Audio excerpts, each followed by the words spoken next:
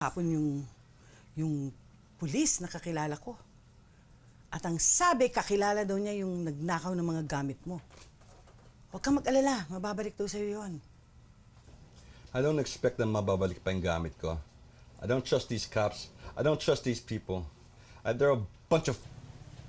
Magtigil ka, Josh. Wala kang alam. Of course I do. I hate Filipinos. I hate being a Filipino. I hate being a Toma Cruz. If I could change my name and change my identity, matagal ko na sana ginawa. At matagal ko na pinatay yung tatay ko. Josh! Hindi mo alam kung gaano naghirap ang tatay mo para sa'yo. Wala kang alam. Ang nasa puso mo lang ang puro galit sa tatay mo at sa mga Pilipino. Pilipino ka, Josh. Pilipino yung dugong nananalaytay sa ugat mo. Pilipino ka habang buhay at Pilipino kang mamamatay! Sumaki na tatay mo? Halika! Halika!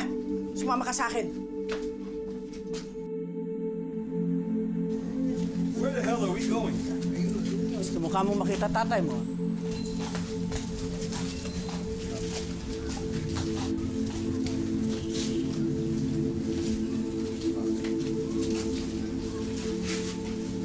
Salio? Ito ba yan? Ako nga, Jesus. Buti naman, salamat. Hindi ko kasi magalaw ang mga pa ako. Nalalakit yung likod ko. Saka namamanhid ang katawan ko. May dala ka pang langis, pampahid para mabuhay ang tugo ko.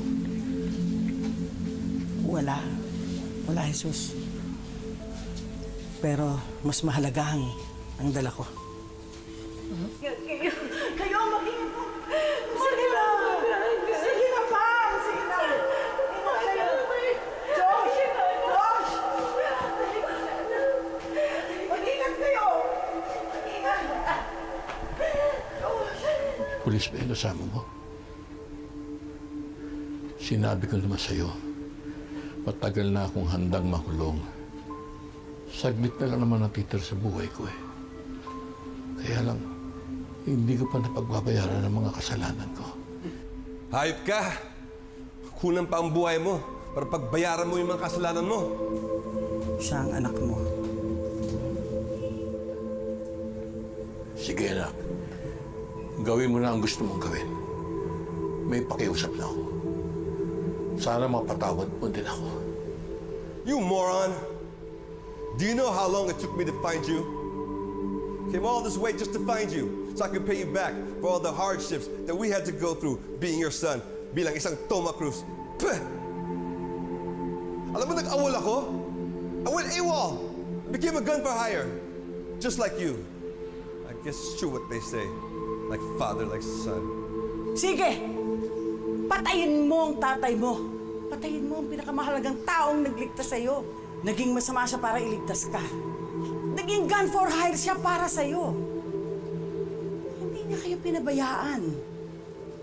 Sumuko siya sa pulis para iligtas kayo.